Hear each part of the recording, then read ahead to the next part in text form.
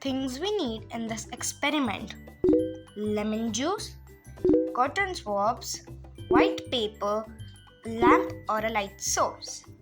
Procedure: submerge the cotton swab in the lemon juice solution. Take a paper and write any messages or a secret messages you want.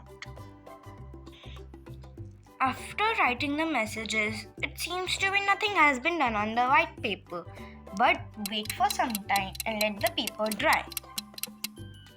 Hold the paper under a light source of light to reveal the invisible ink.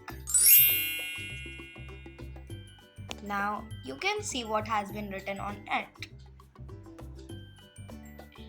Explanation: the heat causes the lemon juice to oxidize, making it visible to reveal the writing messages on the white piece of paper. Thank you.